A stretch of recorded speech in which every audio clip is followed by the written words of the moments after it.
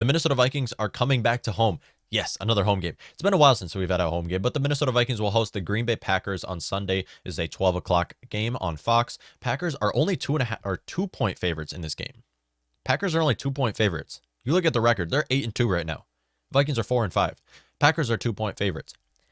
And I mean, it is a home game with the Vikings, but I'm surprised that the betting line is that close. When taking a look at the Minnesota Vikings Wednesday injury report, not a long list. Usually this list is a lot longer, so you love to see it. A lot of players are coming back. Harrison Smith is back off of the COVID reserve list. He is cleared. Patrick Peterson is coming back off of IR. Excellent. So happy about that. Patrick Peterson and Harrison Smith. We need these guys going up against the Aaron Rodgers and the passing offense that they have. Double teaming Devontae Adams. We'll get more into that later. Ryan Connolly is still on the COVID reserve list. I mean, as long as Anthony Barr plays, it's not going to have much of an impact. He's not going to play any snaps anyways. But Bashaud Breeland was limited during Wednesday's practice with a groin injury. Anthony Barr was limited during Wednesday's practice with a knee injury. That's very hopeful to see Anthony Barr being able to hopefully come back in this matchup, him going up against A.J. Dillon, and maybe the Vikings decide to blitz him and rush Aaron Rodgers with him as well. Bashaud Breeland and Anthony Barr are questionable to play in this upcoming matchup, but should be healthy by Sunday's game. On the other end, though, Packers injuries.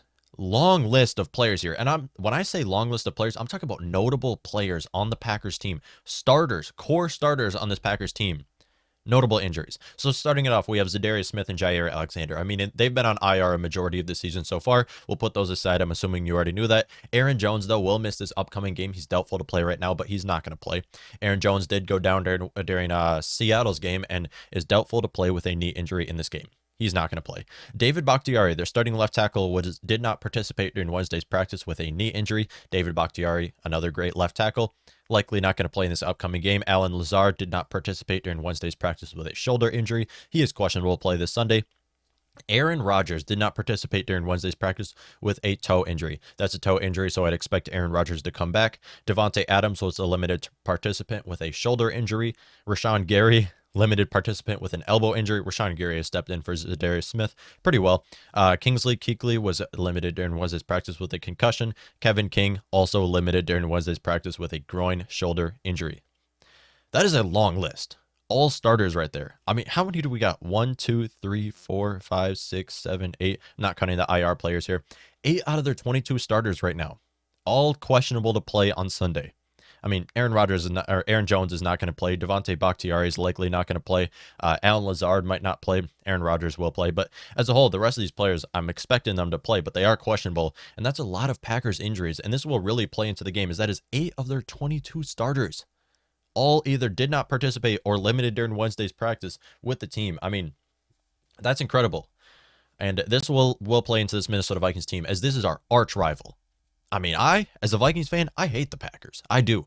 And it's been back and forth the last 5 seasons. Now, yes, when I was a huge when I was a huge Viking, when I started being a huge Vikings fans, early 2010s, late 2000s, that was when the Packers owned us. And I believe it was like 8 out of 10 games where they played us, they won. Out of the last 5 years, it's been back and forth. In fact, the Vikings have dominated the last 5 years. And when I say dominated, they've outperformed the Packers the last 5 years, as in the last 5 seasons, the Minnesota Vikings and Packers rivalry has been 5-4-1 in the Minnesota Vikings' favor. So this could tie it up if the Packers win. Hopefully they don't. But again, it's been in the Vikings' favor the last 5 seasons, just slightly. But as a whole, again, arch rivals. It's time. We play the Green Bay Packers, and it's week 10, and we're just playing the Green Bay Packers. Now, last season, we would have already played the Packers twice by this point in the season, so pretty weird to see it. We don't play them until week 10. We also will play them later in the season as well. But again, something about the Packers. I want to put this out of the side. The Packers offense is not as great as we thought. It's just not. I mean, the Packers offense, you continue to hear how great of an offense they are. I mean, Aaron Rodgers, Devontae Adams, Aaron Jones. Now, Aaron Jones is not going to play, but A.J. Dillon is looking just as good as him. You talk about this offensive trio that they have. Vikings are just a better offense here. And you want me to pull out numbers? I can, because the Vikings have outperformed them in every stat here. Vikings have more passing yards this season. Passing yards per game, I'm talking about passing yards per game. Vikings have more passing yards per game, rushing yards per game, total yards per game, points per game, first downs per game. I mean, you look at the thing as a whole, Minnesota Vikings offense has been better than the Packers. The only thing the Packers have the edge on is in third down conversion. And that's just because the Minnesota Vikings love to run stupid plays on third down every week. And that's shot ourselves in the foot. And the main reason why we're 4-5 right now is due to the offensive play calling on third down. But as a whole, that's why the Vikings are set back on that category. Chargers game did switch this, and hopefully that switch can stay on with this Minnesota Vikings team going up against the Packers defense, which, like I said about the Packers offense, I mean, Packers offense has not done as great as people are saying. The Packers defense has been elite, and they've been amazing all season long. I mean, I'm surprised and I'm shocked. If you remember last year, the Minnesota Vikings played the Packers. It was week 7. We played the Packers in Lambeau Field. Dalvin Cook went off. He had a field day. He looked amazing against the Green Bay Packers defense. And Dalvin Cook had 32 touches against the Packers, 226 scrimmage yards. 226. 5.4 yards per carry and 4 touchdowns. So not only is that an excellent performance for Dalvin Cook, that is a career game for Dalvin Cook. This year's a completely different story. I mean, the Packers have been great against the pass and surprisingly solid against the run as well. I mean, Kenny Clark is also obviously one of the best nose tackles in the NFL. Devondre Campbell, I mean, I love to see Devondre Campbell doing great. He's the best free agent signing for the Green Bay Packers. I mean, maybe in the NFL. Nah, he's not better than Matt Judon. I mean, the Patriots free agent signings with Hunter Henry, Matt Judon has been the best in the NFL, but Devondre Campbell has been the best free agent signing in the NFC North right now, and maybe the NFC as a whole. I love to see him doing good. I mean, obviously I'm a huge Gophers fan. He played with Minnesota. But again, I don't like to see the Packers doing good. So I'm kind of torn on Devondre Campbell right there because I'll cheer for him. I'm not cheering for the Packers defense. So as a whole, has done a great job against the run and against the pass. Has done a great job as an inside linebacker with the Green Bay Packers, and shockingly has done a great job. On top of that, they have the rookie, what's his name? The Eric Stokes, the rookie Eric Stokes, who they drafted in the first round, starting over Jair Alexander, as he's been on IR a majority of the season. I believe Has Jair even played this season? I think he did play week 1, if I have that right. But again, Eric Stokes has done a great job stepping in for him. Devondre Campbell, best free agent signing. Their safeties have done a pretty good job. Darnell Savage and Adrian Amos as their safeties have done a great job. Their defense as a whole has just been solid. I mean, it's been up there with the best. I believe they're third in total yards per game when it comes to total yards allowed per game. Third as in least, so third best, and then points per game as well. They're third. So their defense has been surprisingly great. Their offense, though, most overrated offense in football. You want to know who's an overrated quarterback? Aaron Rodgers. Okay, let's pull out these stats real quick. Now, Aaron Rodgers, obviously coming off of an MVP season, had very high expectations, but right now, Kirk Cousins has outperformed Aaron Rodgers in every category possible. Passing yards, Aaron Rodgers, 2,186. Kirk Cousins, 2,434. Passing touchdowns, Aaron Rodgers, 17. Kirk Cousins, 18. Completion percentage, Aaron Rodgers, 62. Kirk Cousins, 68. Passer rating, Aaron Rodgers, 101.9. Kirk Cousins, 104. Interceptions, Aaron Rodgers, 4. Kirk Cousins, 2. So Kirk Cousins has outperformed Aaron Rodgers in every category possible. And you may say, well, part of that has to do with the fact that Aaron Rodgers missed one game. I mean, Aaron Rodgers did miss week 9, so he doesn't have as many passing touchdowns as he would have or as many passing yards as he would have. So is Kirk Cousins. I mean, we had a bye week, week 7. So Kirk Cousins also technically missed one game. It's called a bye week. I mean, the Packers haven't had a bye week yet, so still, they've played the same amount of games here is what I'm saying. If the Minnesota Vikings, I believe there's 4 sectors on the Vikings winning this game, and it all comes down to number 1. You already know what number 1 is going to be in this, and that has to be an aggressive offense. The same offense you brought against the Chargers, you have to bring against the Packers. You have to bring against the Steelers. You have to bring against the 49ers, the Rams, even the Lions. I don't care. You want to bring an aggressive offense all these upcoming games because even against the Lions, it came down to a 50-some yard field goal win. That's what you have to bring. The offense against the Chargers, against the Packers, against the Steelers. You have to bring this week in, week out. I mean, the Minnesota Vikings, I've said this all season long. We are far too predictable of an offense. We're far too conservative of an offense. Clint Kubiak, Mike Zimmer are playing not to lose. They're not playing to win. They're playing not to lose by running the ball 3 times and punting it away. every time they have a score in the third quarter, a one-score lead. Minnesota Vikings have to be an aggressive offense, giving Justin Jefferson at least 10 targets in this game. He's going up against Eric Stokes, a rookie, or Kevin King. It doesn't matter what corner or what safety or whoever the Packers decide to put on Justin Jefferson. Jefferson is better than whoever is going to be going up against him. So give him at least 10 targets.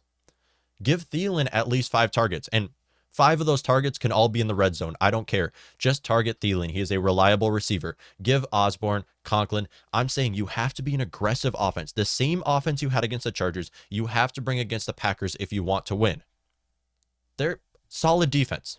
And I've said this again. They're a solid defense. But our offense is elite. We have far too many playmakers to not put up at least 30 points on their defense. We should be an aggressive offense in this game. Taking deep shots down the field. I don't care what down it is. First down, I don't care. Throw a 50-yard pass. I don't care. Be an aggressive offense. This is different than the Vikings team we saw in the 2020 season, 2019 season. We should be a pass-first team. We're passing on only 54% of our plays. Let's up that to over 60% of our plays. Let's pass on first, second, third down. I don't care what down it is. All downs are passing downs. Minnesota Vikings must be an aggressive offense if they want to make a playoff run this season. You can get to the 6th seed in the playoffs if the Vikings continue to run an aggressive offense.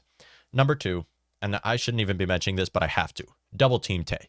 I mean, it just sounds nice. Double Team Tay. Davante Adams is the best wide receiver in the NFL. He is. He's the best route runner and pass catcher in the NFL. He doesn't drop passes, and his routes are nasty. He can tear up our defense. Just how every receiver has done so far this season. It's nice to know Harrison Smith and Patrick Peterson are going to be back. You got to double team him with these guys. Harrison Smith, Patrick Peterson, longtime veterans in the NFL, should be able to double team Davante Adams if the Vikings want to stop him. And again, when you double team Davante Adams, Aaron Rodgers makes mistakes. Now he has Randall Cobb, though. He does rely on Randall Cobb a lot more. I mean, if you remember last year, the Vikings would double team Davante Adams. Aaron Rodgers is not throwing to Marquez Valdes-Scantling unless if he's wide open. It just doesn't happen. He'll throw to either Davante Adams or Robert Tonyan last year. Now he's relying on Randall Cobb a little bit more, and he'll still throw to Marquez if he's wide open. I mean, Allen Lazard is back as well, so Allen Lazard is off of IR. Still, Vikings got to double team Davante Adams. You just have to. With the defense that we have, you don't have a lockdown corner on your roster. Patrick Peterson is no longer a lockdown corner. He's in his 30s. Davante Adams is going to burn him on every route. I mean, you got to double team Davante Adams if the Vikings want to be able to stop their passing offense. Number 3, rush on the outside. Vikings, a little bit different. A lot different than the Vikings team in 2020. If you remember when I was previewing the 2020 Packers game, you got to run the ball through Dalvin Cook. And that's what the Vikings did. And he had a monstrous day. I mean, maybe his best season of his entire career. That's not against the Detroit Lions defense. I mean, that was his best non-Detroit Lions defense or Houston Texans defense game that he had was against the Green Bay Packers. Now you got to rush it on the outside, as Clenny Clark is possibly the best one of the best nose tackles in the NFL. Nobody's better than Vita Vea. He's one of the best nose tackles in the NFL right now. And again, Devondre Campbell's having a great job at the inside linebacker position. They're good at stopping the run when teams run it up the middle. Just run the ball on the outside. Target these outside linebackers. Target these outside defensive ends. Target these outside pass rushers with Dalvin Cook and with CJ Ham. You get Dalvin Cook one-on-one with the safety, that's when your offense gets rolling on the ground. You get Dalvin Cook one-on-one with their safeties, boom. Darnell Savage, Adrian Amos, I don't care. Get them one-on-one using CJ Ham and the run game. Minnesota Vikings, I'm not saying, when I say aggressive offense, I'm not saying you have to pass on every down. I'm saying you still have Dalvin Cook on your roster, is what I'm saying here. You have Dalvin Cook on your roster, but you should be a pass-first team. Despite the fact that you're giving Dalvin Cook all this money, you should still be a pass-first team, and the run game is always available with the Minnesota Vikings. Next up, the Blitz game. The Blitz game with the Minnesota Vikings. Our defensive line sucks at rushing the passer. Our defensive line has done a great job. I mean, I'm talking about without Danielle Hunter. Our defensive line is solid. Like, Everson Griffin can rush the passer. I mean, Sheldon Richardson can get to the passer on the interior side of the line. DJ Wanham does get there time and time again. Michael Pierce is once again out of this game, so we'll have Armon Watts. Armon Watts is too slow to be able to get to Aaron Rodgers. But again, with these players, we struggle getting to the passer with the defensive line that we're starting with right now. Everson Griffin did a great job in the first half of the season. That was when we had Danielle Hunter, though. Okay, Danielle Hunter makes Everson Griffin work. Everson Griffin can't be the only pass rusher on our defense. He's not going to get there every time. So Vikings have to be able to use the blitz. Last week against the LA Chargers, the Minnesota Vikings had 2 sacks in those games. Those sacks came from Eric Kendricks and Cam Bynum. Eric Kendricks and Cam Bynum. Okay, I want to see this blitz game that we had last week and weeks prior against the Green Bay Packers. Make Aaron Rodgers uncomfortable. Your main job as a defense should be to rush the passer, because we know our corners aren't going to have a good day. Whether that's Allen Lazard, Marquez Valdes-Scantling, or Devontae Adams. I mean, their receivers are going to look good against our secondary. It's just going to happen, as we are the worst cornerback room in football. Well, now that we have Patrick Peterson back, I guess we're not the worst cornerback room in football, but we were the weeks prior. We are one of the worst cornerback rooms in football. You got to make Aaron Rodgers uncomfortable, move him outside the pocket, make him use his legs. This is what the Minnesota Vikings defense has to do, and it starts with the blitz game. Hopefully Anthony Barr can be back so we can use him to get to the passer, but even if Anthony Barr's not back, Eric Kendricks can rush the passer, Harrison Smith can rush the passer. You have a lot more options other than Anthony Barr. Vikings can be a very hot team. If they win this game, imagine what the Vikings have in store the rest of the season. This can make the Vikings hit stride. And these upcoming schedule might not be as scary as we thought. I mean, Steelers, they're not looking very tough right now. Niners are, okay? Niners are, they don't even know who their starting quarterback is, yet somehow they're able to beat the LA Rams. So it's incredible to see them play like that. But again, Minnesota Vikings, our upcoming schedule might not be as tough as we think when we see how great our offense can play and how our defense can come up with plays. I mean, we've been able to turn the ball over. We've been able to rack up sacks all season long. Yes, we might not be the best defense in football, but our defensive coaching staff has been able to find a way to make us look great. So as a whole, the Minnesota Vikings defense should come up with a couple big plays, and the Vikings offense should just have a day on this Packers defense. But again, we're going to do our bold prediction of the week. When I say the Vikings offense is going to have a day on this Packers defense, I'm looking at one player specifically here, and that is Justin Jefferson. For the bold prediction of the week, JJ will outperform Devontae. Remember that. JJ is going to outperform Devontae in this game. I just believe it's going to happen. I mean, Justin Jefferson, Kevin King, I don't care, Eric Stokes, whoever's going to be working on Justin Jefferson, I don't know who they're going to decide to put on Justin Jefferson, or maybe even rotate both those players in. Jefferson's better, and he's going to be coming up with big-time plays if the Vikings offense brings the same offense we brought last week. It really comes down to Clint Kubiak, because I know if Clint Kubiak targets Justin Jefferson, and I'm talking at least 10 times, I want to see over 15 targets to Jefferson. I'm talking at the bare minimum, Kubiak has to target Jefferson at least 10 times in this game. The Vikings offense should look great. Jefferson eats up field yardage for this Vikings offense.